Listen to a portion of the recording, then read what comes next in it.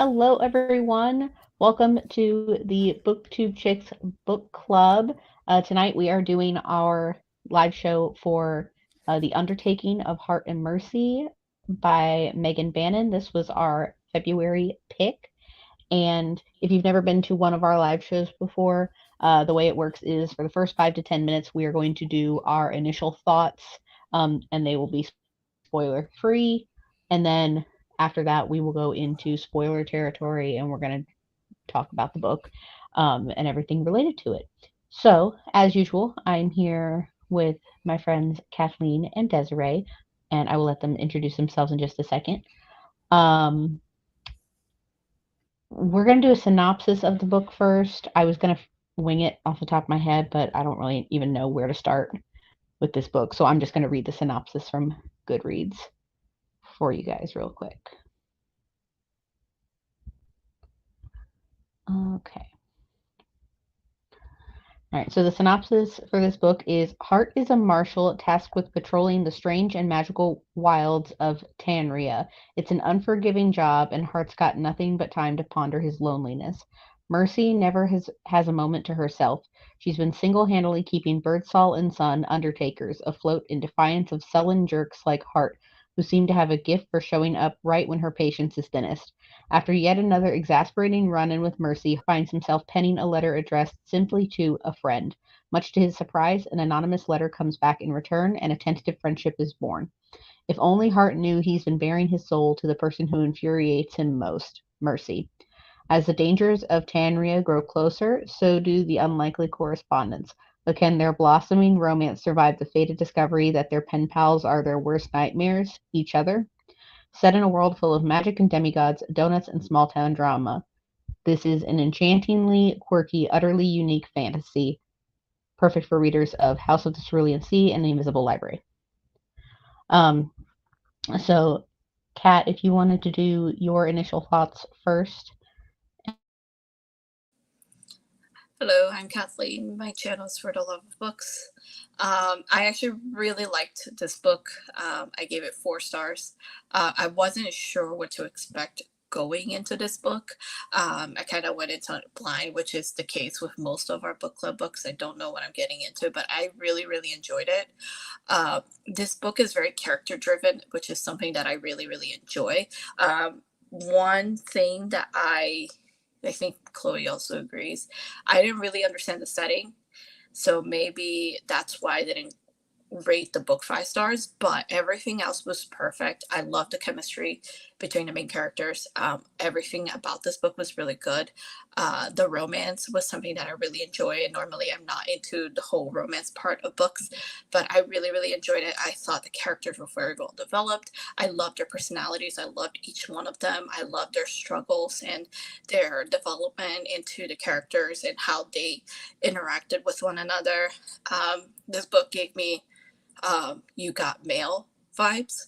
So, and that's a movie that I actually saw when I was like really, really tiny girl. And that's a movie that kind of stuck with me because it was a movie that I watched while I was growing up when I first moved to the States. So I was learning English. And so I don't know why, but that's a movie that really stuck in my head for a very long time. So this movie kind of gave me those vibes of with the whole writing letters to each other and then not knowing who's on the other side, who's they're writing it to. So I really, really like that aspect. It gave me nostalgia a little bit. But yeah, I really did enjoy this book. And so that's why I gave it 4 stars. Hi, my name is Desiree. I'm Libri Libra on all the things like YouTube, Twitter, Instagram, and TikTok. And I really, really, really enjoyed this. I did give it 5 stars. I think at the beginning I wasn't sure what was going on, but eventually, like when I got like a third of the way through the book, I had a better feel for the world and what was happening. And I've seen it described as like Wyatt Earp meets The Walking Dead meets You've Got Mail. So it was a pretty interesting mix and definitely felt very original. And all the characters totally stood out. I agree that it's very character driven. And I thought the romance was amazing. And I read it really quickly because I was just like super hooked and I wanted to find out what was going on. But yeah, I gave it 5 stars. And my name is Chloe. You are on my channel. And I agree with uh, both what they're saying. Um, Very character driven. I really liked these characters and the stories they had to tell, especially some of the side characters in this family that were so fun and just funny to read. I really enjoyed the romance as well. This is one of those books that I didn't know what to expect just based off the synopsis alone. It had the romance vibes, but it also had the fantasy vibes, and I didn't really know which direction it was going, or which one it would lean more heavily towards. But I do agree with what Kat was saying of the setting confused me. I didn't really get a lot of the setting of what kind of world we are supposed to be in. Um, Eventually, my brain just pictured something and just had to roll with it that way. But I think it definitely could have been a 5-star book if there had been more of an idea of what was going on with that. But I did give it 4 stars. I love the characters, I love the romance, and definitely something like if there's a similar book that this person releases in the future, something I would be interested in reading.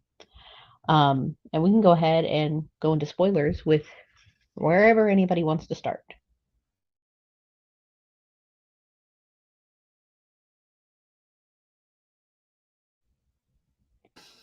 I think So, I'll start. Desiree, let me get.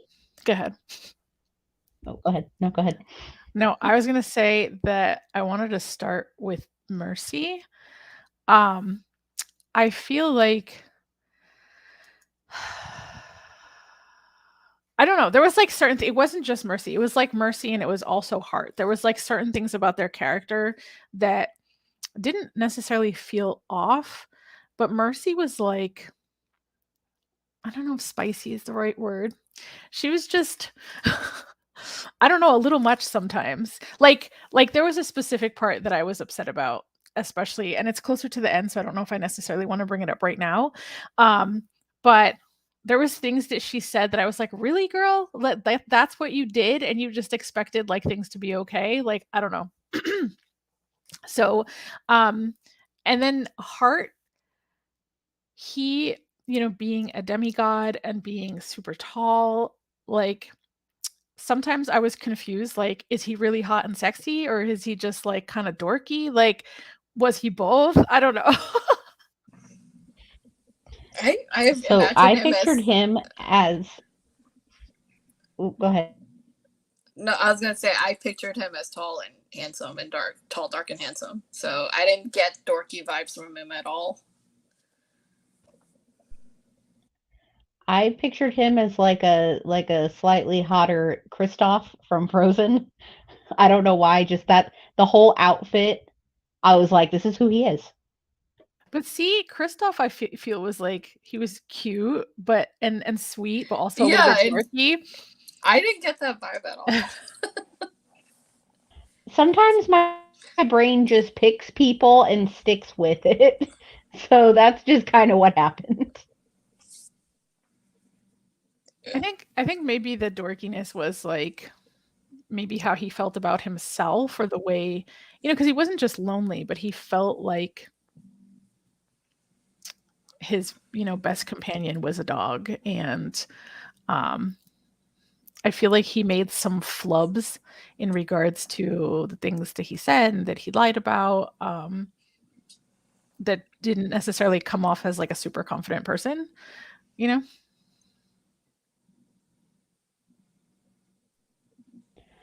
Can I just say that I was irritated when him. Okay, so where I jump a little bit forward of him and Mercy are supposed to meet in that cafe and like reveal to each other that they're the letter writers. And I'm so mad at both of them, mostly him, because she like she was obviously projecting some sort of like nervousness, excitement, maybe anxiety to meet her pen pal, having no idea that it was him. And he instead of like he should have said something, not been a butt about it. But Granted, I think she went a little heavy on the insults, but like But he was literally And quoting their letters. He was talking to her and quoting things that they said to each other in the letters. And I feel like, I mean, there has to be a lot of hate to be blinded and not even pick up on that. Yeah, I think that's what it was. I think that she disliked him so much. She could not possibly imagine in any scenario that it was him. So, I mean, if I hated a person that much, I probably would have not even picked up on the little hints. And also, why, I agree with Chloe, why didn't he just outright and say, why did he have to drop little hints to her? I mean, he was worried that she was going to reject him, which she did anyway. And then, yeah. And like, he was just trying to ease into it. Like, at that point, she was just being so like, get the hell out of here. Stop trying to ruin my night. Go away. Like, why would he reveal himself at that point? Like, I'd be like, okay, keep waiting for your friend, I guess. But I mean, I would have reacted the same because they have such a hostile relationship. I would have thought that he was only there to ruin something that she was looking forward to for so long. I mean, to be honest, I think I would have reacted just like she did, which is why I think he should have said something. And yes, maybe she would have rejected if she would have like caused a scene, but I don't know. I feel like, I don't know. I feel like her reaction was warranted. I'd have to rewatch You've Got Mail, but I'm pretty sure something similar happened in the movie. I was going to say that too. I was like, I'm pretty sure this happened, but I don't know for sure because it's been years since I've seen the movie. I'm pretty sure that this happened in the movie. I have never seen You Got Mail, so now I have to watch You've Got Mail. If it's on Netflix, I'm pretty sure it's on our list. Party. I'm pretty sure it's on that list. Yes. I feel like I probably put it on there. Yeah, it's on the list. It's definitely on the list. If it's on Netflix, if it is on Netflix, I will do a Netflix party with you guys. Okay, I'm pretty sure I added it after Love on the Brain because that had similar vibes going on. That would make sense.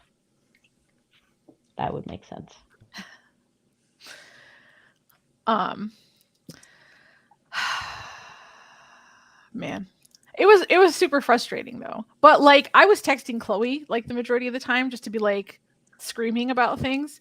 And you know, I first got to the part where he wasn't even going to go to the cafe at all. And I was like, this guy is not even going to go. Like, he looked in and saw her, or Penn saw her or whatever. And I was like, I would have been super crushed had he not even tried. But like, the fact that he tried and that he was quoting the letters, I think he did what he felt like he could do at the time. And it just frustrated me that Mercy hated him that much. I mean, it's not like he was nice to her. I feel like it's not like he was nice to her anytime that, you know, whenever they had interactions in the beginning of the book, it was hostility meeting hostility. So he never gave her any indication that it might have been him. Do you remember the explanation for their hostility? No. What was it? So he had that mentor, Bill, and Bill used to talk shit about the Undertakers, saying that they like were just taking advantage and trying to make money. And so he couldn't understand why Mercy would want to be in that profession and felt like she was just taking advantage of, you know, families and people who have lost things. And so like when they first interacted with each other and she was so like, you know, chipper and joyous, he was just like nasty to her. And that sucks because their whole relationship was based on that one interaction. Yeah, I remember that. I remembered that him specifically, the details about how she was chipper and it rubbed him the wrong way. I'm like, but in my head, I'm like, she's messing with dead bodies. I would try to be chipper too. I feel like if I was depressed, don't be bad.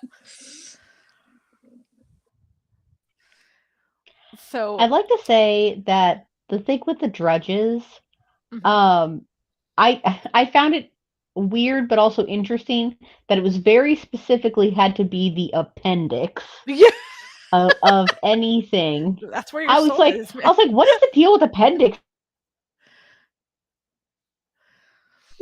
Is it bad I that I should don't tell even Will. know where your appendix is? I think it's Where- on the right side I only know because of Will.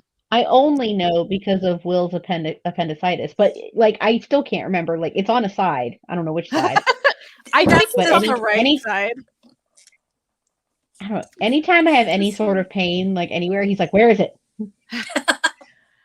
But what does the appendix do? Because obviously we can live without it, but it must serve some function because we're born with it. I remember I think it has something related to your colon. I remember many years ago reading about it. I don't know if research has changed, but I heard that they're still debating on the function of the appendix, and that's why they don't. But again, it was many years ago that I read about this, that they were not really 100% sure what the appendix does. Okay, so it's definitely on the lower right part of your body. Okay, right. Okay. And it says it's a working part of your immune system, which helps your body to fight disease. Okay. But what is it? Like, what else does it? See, that sounds very vague. Okay. Let's see. Fight disease. What does the appendix do?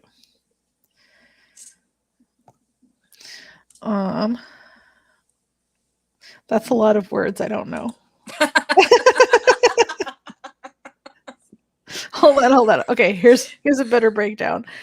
The entire digestive tract helps with our immune system, but sometimes scientists and doctors think that the appendix may be a place for our body to store certain healthy types of gut bacteria that otherwise could be altered or changed during an intestinal illness or with overuse of antibiotics.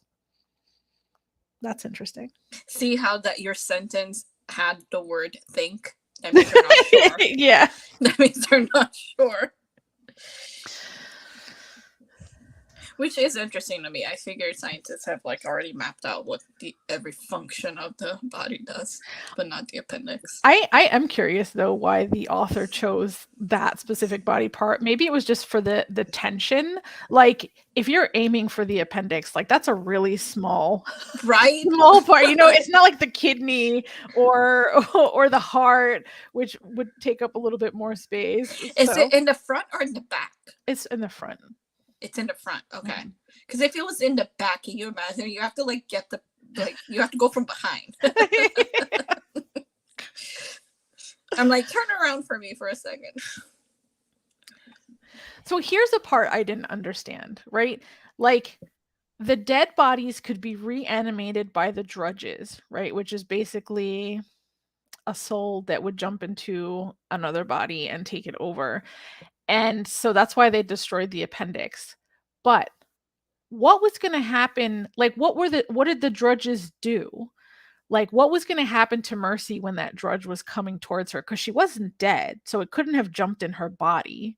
Like, were they just violent? Because I know they kind of talk about them like zombies. So would it have just attacked her for no reason? I mean, there's obviously a lot of fear there. So yeah, I was thinking that they were just kind of like zombies where they would just attack and kill and perhaps use her body instead. I'm not sure. Because I thought the body had to be dead for the drudge to jump into it.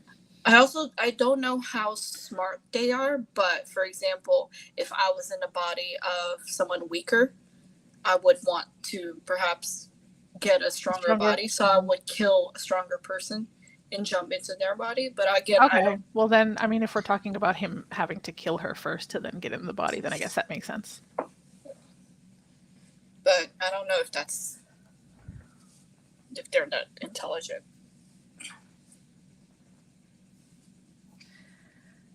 I think the explanation for the drudges was really interesting. We don't have to go there yet, though. So, okay. I was texting Desiree about this. I keep hearing this book described as a Western. Same.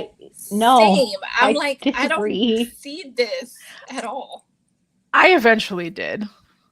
When I was like looking up like what they defined as like a Western. I mean, you know, they did have cars, but they traveled by like those aquamarines, aquamarines or whatever they were called, which were like water horses. Um, I and don't know. then In my head, that was a Western was definitely not what I was imagining. and then there were some like small town vibes. And then also they definitely talked about like the stars and the openness and stuff like that. So I was like, in my head, I was thinking maybe like, I don't know. When I was reading this book, because I didn't get the setting in the beginning, I just kind of imagined my own thing in my head for the rest of the book. But I was imagining like 1800s, kind of like maybe like Victorian era, like cobblestones, horses, dark, creepy kind of vibes. That's what, like, gothic kind of thing. That's what I was imagining the setting to be. I mean, definitely not Western. And then I read a review that said Western. I was like, that is not what I pictured. There were certain spots in the book where they literally used the word West. Like, did they? Oh, I don't know. I must have, like, my brain must have like completely erased that because that's not what's meant. But as like, I think cars were the only, and they weren't called that. They were called like auto ducks, whatever that means. But I guess that was like the only real technology they had, because they didn't have. Did they have telephones? I don't even remember. I don't remember either. But I wasn't getting like an 1800s ish kind of thing. I was getting, because of the auto ducks and me imagining them as some type of car, I was getting more of like not a super modern, because I heard them referencing the 1950s, like gas lights. No, the gas lights. So I was kind of getting like some type of somewhat modern fantasy world, almost like a magical realism, but like with a lot more fantasy packed in there. The characters were also very spiritual, so I feel like is this a standalone? As far as I know. Okay. But like it briefly reminded me of Game of Thrones with all the like new gods and old gods and Game of Thrones with their many gods. Like...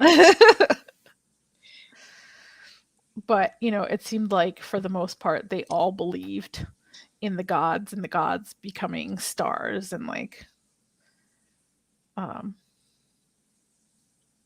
guess that is kind of like some sort of religion. I don't think they name it specifically, but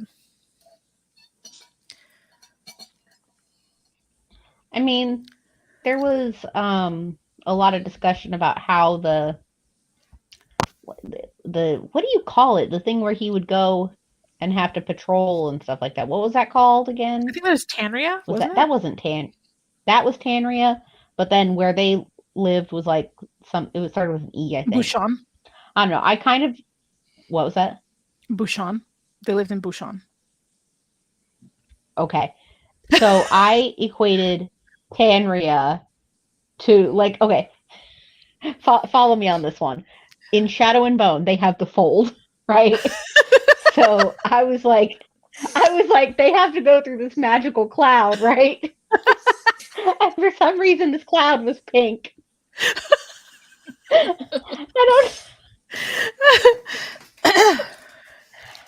So I was like, this is like a magical land and stuff, and they had to have portals through it, right? They had to have the portals.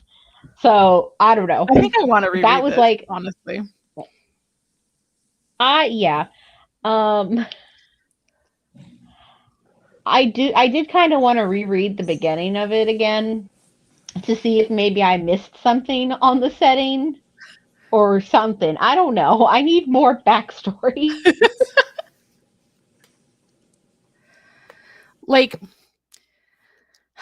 The way, and maybe unless I missed something, but it sounded like the way he described, um, where Bill died, like, it seemed like it was just openness with the exception of the one house that he could see.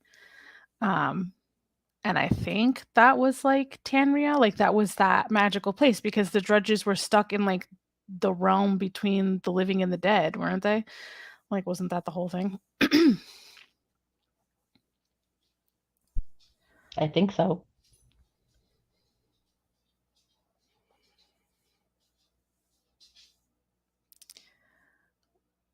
I really liked, how she, like, integrated the LGBTQ relationships, like, it just felt so, I mean, and it should because it's natural and it should be natural in real life, but it just felt very just natural and normal in the story without necessarily, like, being like, "Here's a gay couple," or, like, I don't know, it was just I thought it was just very well woven into the story, um, uh, and I just liked all the characters so much.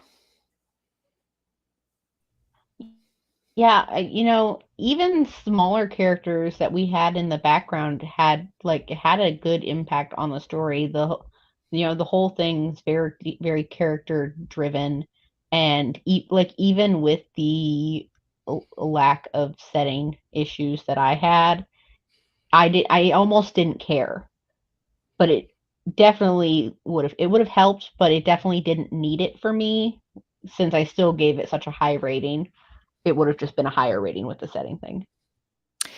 I know you told me I was gonna cry, but dude, I was so freaked out by the whole thing, like, because I was like, "Oh my god, where am I gonna cry? Like, what's gonna happen?" And I was thinking up the most horrible scenarios in this Okay, story. so I knew you were going to cry at one point, but I don't know what the second point was. So just tell me where you cried. Okay, I think, um crap, where did I cry? I think I definitely cried in his letter to her, like the last one. That final letter that he had in his pocket or whatever, and I also cried while Mercy was trying to tend to his body because she was obviously, understandably having a hard time. You know, be- right before that scene, the where he's dead, um, the part where they had I can't remember what they're called, the marshals. The marshals were going to the different undertakers and saying like, "We need you to open Ben, because of all the bodies." I understand why, because there were so many bodies, but with the sister going into labor at the same time, the fact that they were like, you were required by law to open. I'm like, there's some things that are going on here. By law, my butt. There is too much happening. I mean, that's why Mercy got stuck doing everything because, like, Zeddy wasn't gonna do it. Like, Lily couldn't do it. Danny had to take care of his wife. I'm glad that they did kind of find a formation to keep the doors open, because at one point I was just like, well, they're going to sell and they're going to close and this book is going to be done. But there, like, so much of the story was happening in the first half of the book. Like, some stuff was happening and it felt like things that would happen towards the end of a book, but there was still a whole other half of the book going on, and I was like, how is there even more? Like, everything feels like it's over right now.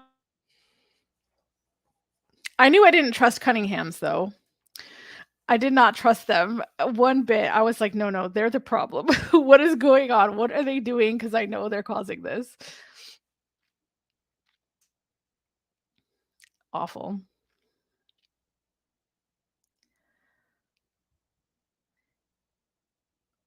You know what I wish was explained a little bit more? Um, the deal with the keys. Yeah. Well, I understood the death keys because that was supposed to be. I think it's like your key to the. I think it was like the next life or the Yeah. afterlife or whatever their version of heaven is. The birth key I didn't understand. Also the altars, because they keep everything in an altar, and the salt water on the keys. That stuff too.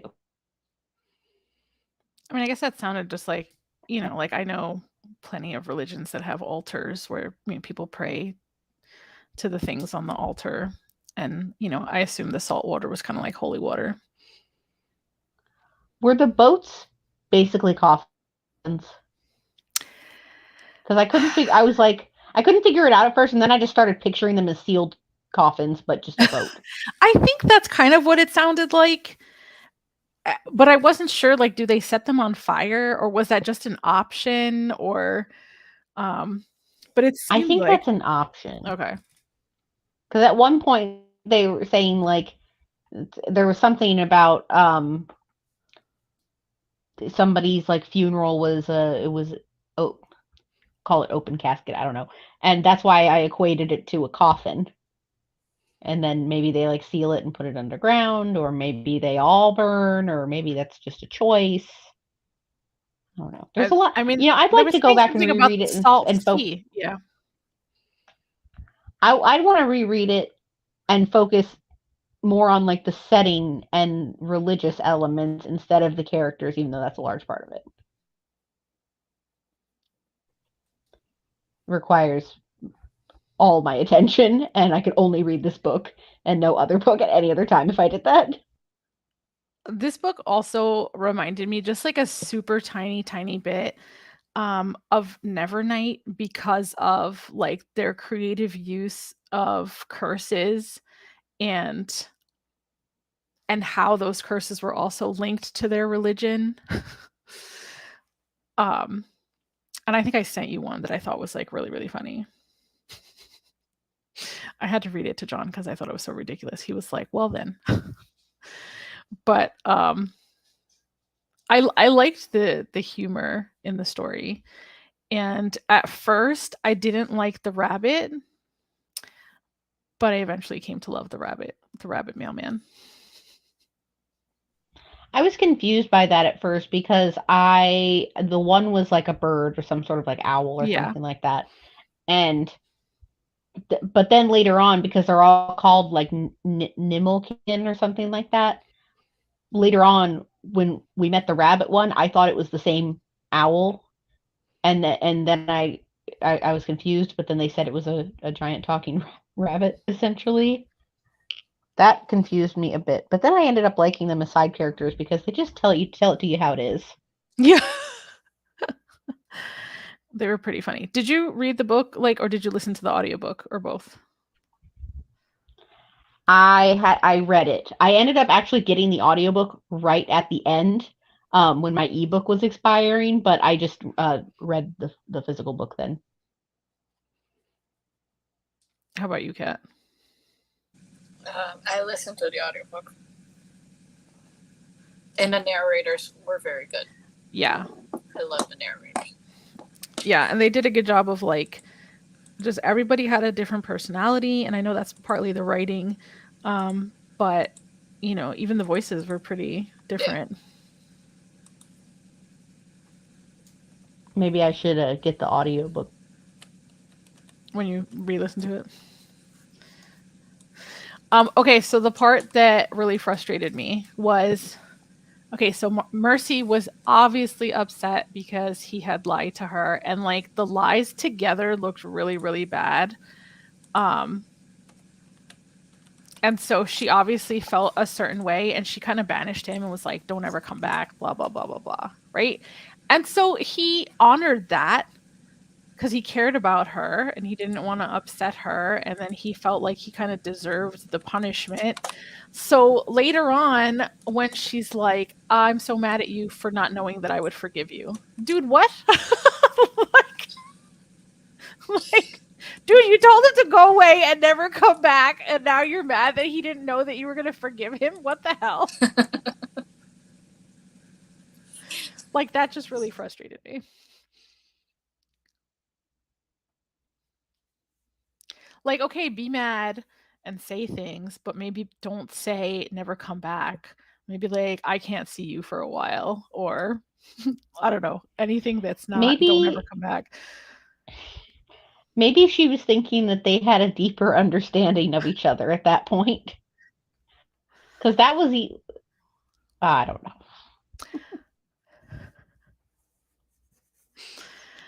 I also like the representation. I like that Mercy was like heavier set. And what did you guys think of the sex scenes?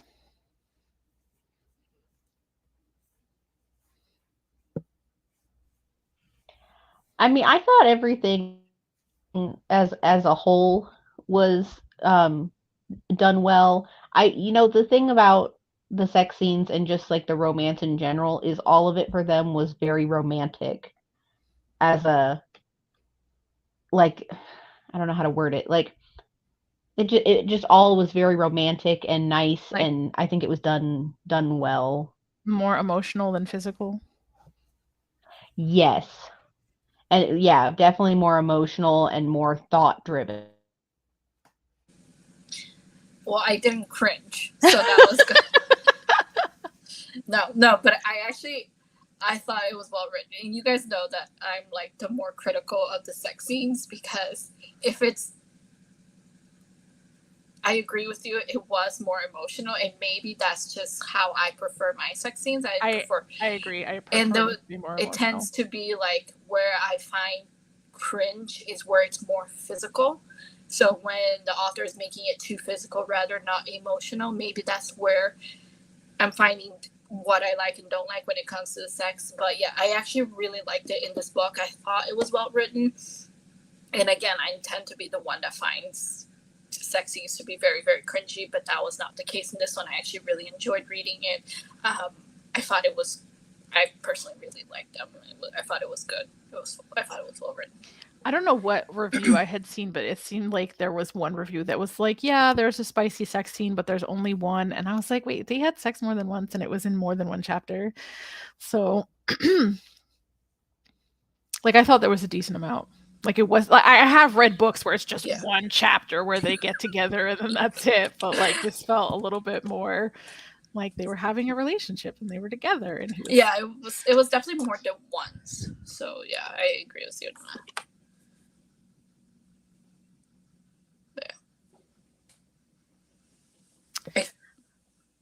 Go ahead. I was just gonna say that I liked the relationship that Hart had with Alma and with Diana, I think her name was, or Diane. Yeah, and I liked that after he had been with Mercy for a little bit, he realized that he needed to start having better relationships with the few people that are in his life. This is kind of random. I don't know if either of you have watched the new Santa Claus TV show, but there is a character in there that is a sidekick character that his personality was the Penn or Duckers, whichever Penn Duckers, whatever his name was. he is that character. I don't know why. It was the most random thing, but just this side character from that TV show fit perfectly into this side character, and I heard his voice and everything, and I recommend just watching the show just for that. I really, really liked Duckers, and I loved that Duckers was like a young kid, but he was still schooling Hart on like how to behave and what to do and how to interact with people, and pointing out like, duh, you obviously have feelings for Mercy. That's why you're so that's why you think you hate her so much. And he was the voice, just the voice of reason all the time, being like, no, you got to show up, you got to tell her, you got to whatever. I knew somebody was going to mess it up when Hart was like refusing to tell her about the letters. I knew it was going to come out somehow. Didn't know it was going to come out exactly the way it did. I thought it was going to be worse, but I'm glad the dad didn't die, because I was totally waiting for the dad to die with whatever medical issues he had and how he wasn't listening and still drinking coffee and eating things that he shouldn't have. And like, so I'm glad I didn't have to deal with death of a loved one on top of everything else. But you had me thinking he was not going to come back to life. I was like, if this story ends with Hart dead, I'm going to be so upset. Here's the thing. I was worried he wasn't going to at a certain point. But regardless of whether he did or he didn't, I knew you would still have cried at that moment. That's why as soon as I read that, I texted you, I'm like, you're going to cry. It's just how it happens. I love that it's automatically known when Desiree is going to cry. Yes, because it's just one of those things. And I knew you were so excited for this book and you were ready to read it, and I'm just like, she's going to cry. I also didn't get in the story what the deal was with, like, the immortality, why that was such a horrifying prospect, other than, like, I guess they tried to explain that, like, you know, eternity is a really long time and eventually you just don't want to live that long.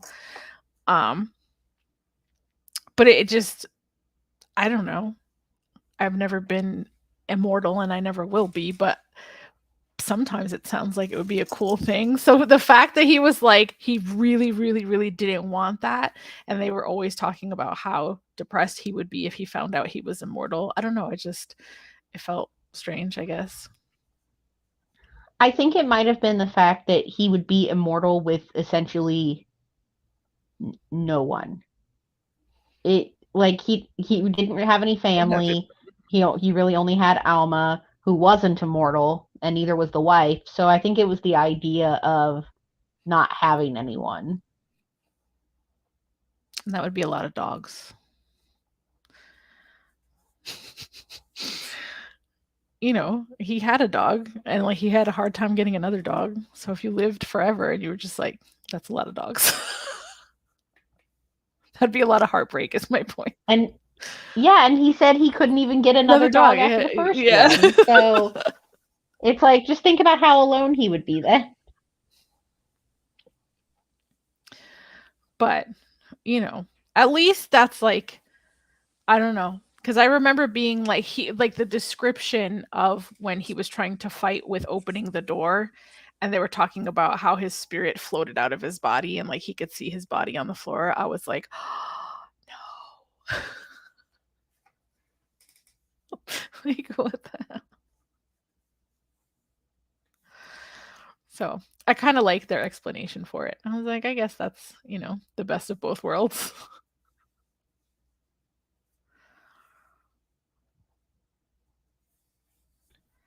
Is there anything else we wanted to talk about with this read? No, just that, like, I will likely reread it. I'm trying to get John to read it. He's working through a really long fantasy right now, so it's going to be a while, but I hope I can get John to read it. What is he reading? It's a Robin Hobb book. It's like the second book in a series in the Farseer series. I think it's called like The Assassins something. I can't remember. I love that John reads books with you, because like I can't get Will to do that. He reads like the Marissa Meyer books, but that's about it. And graphic novels. He wants me to read classics, and I don't want to read classics. Does he listen to audiobooks at all? Because like John, it was harder for John to read before he started listening to audiobooks. I mean, he does when he wants to, but like I've told him like, hey, you should read this, and he just goes, no. even if there is an audiobook. You still can't get him to read Verity? No, I told him he should read Finley Donovan because he was at the discussion with me, and he also said no to that, even though the audiobook is actually really good. Kat, you should read Finley Donovan. Actually, Desiree, you need to read it too. I know, you have the book. You're going to use the audiobook. We all know you're going to use the audiobook. I know, but I like to do them together because if not, I don't process it very well. Yeah. Well, I have a stack of stuff for you to give to you at Book Night Fest. So, and I'm going to try and have the annotations of the Love Hypothesis done by then too. I'm making it a priority. But no, the point is, he wants me to read classics, and I don't want to read classics. So the reasoning is like, oh, you don't want to read what I suggest, therefore I'm not going to read what you suggest. But you read one of them, right? You read The Little Prince? Mm-hmm. Yeah, and that was for a video. Like, we did it on purpose for the whenever that trend was popular, the read that book challenge thing. What classics is he trying to get you to read? I don't remember. I'd have to ask him. I don't know.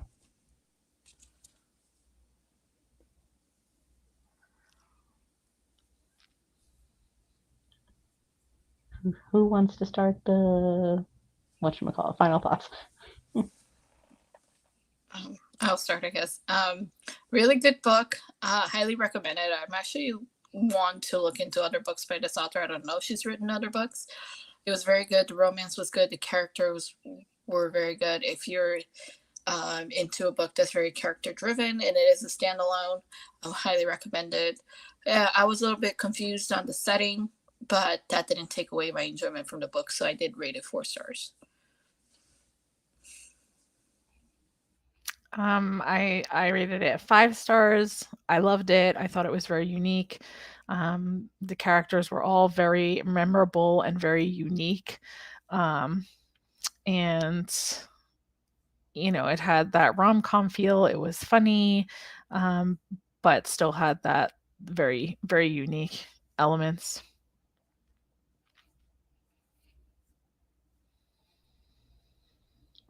I asked Will what classic he wanted me to read. He said, I don't know. He goes, can I choose one? And I'm like, no, this is not what we're starting right now. Okay. Anyway, I really enjoyed this book. I was initially a little worried about what I was initially a little worried about it because I didn't know which way it was going to go, more fantasy or more romance. Oh, he said he wanted me to read a YA book. He wants me to read The Loneliest Girl in the Universe. Not a classic. But I ended up really enjoying this book. I was a little disappointed with the lack of setting for my brain to kind of picture and put it all together. But what lacked in setting was made up for in characters. A very character-driven book. The stories that the characters have are done really well. The romance was done really well for me. Following this family with also this slight like mystery aspect was really good for me, and I really liked it. And I gave it 4 stars. And I just wish that the setting had been a little bit more clear, because then it would have been a 5-star read from me. Excuse me. But yes, thank you all for watching our discussion of The Undertaking of Hart and Mercy by Megan Bannen. Next month, I do have it. I didn't know if I put it next to me. Next month, we're reading Cinder and Glass by Melissa De La Cruz. This is a Cinderella retelling following Cinderillion, who is the daughter of the king's advisor. It follows the traditional Cinderella story, but there's actually a competition, I think. Hold on. I believe so. Yes, a competition with other people of the court to win the prince's hand. So it kind of gives me like also the Selection vibes in there as well, which I'm really excited about. Our live show for this book is going to be on Sunday, March 26th at 6 p.m. Eastern on this channel. And I'm really excited to talk about this book with you guys. I think this was Kat's pick for March that we voted on. And yeah. What else is coming up? Next week, this time next week, we have Quarterly Romance Book Club on Desiree's channel, and we're discussing, also got that here, we're discussing Love in the Time of Serial Killers by Alicia Thompson. So if you've read this book and would like to discuss it with us, we'll be talking about it next week on Desiree's channel, which is linked in the description below. And We'll also do announcements on our Twitter, which is @quarterromance. And then also we have a Pages and Pals date. Pages and Pals next month is going to be on March 19th at 8 p.m. on Kat's channel, which is also linked down below. We're moving to Sunday nights now. So that'll be just a fun, quiet reading time with pals. And I think those are all the announcements I can think of off the top of my head. So hopefully we will see you next month for Cinder and Glass or Pages and Pals, or next week for the discussion of Love in the Time of Serial Killers. And we will see you then. Bye.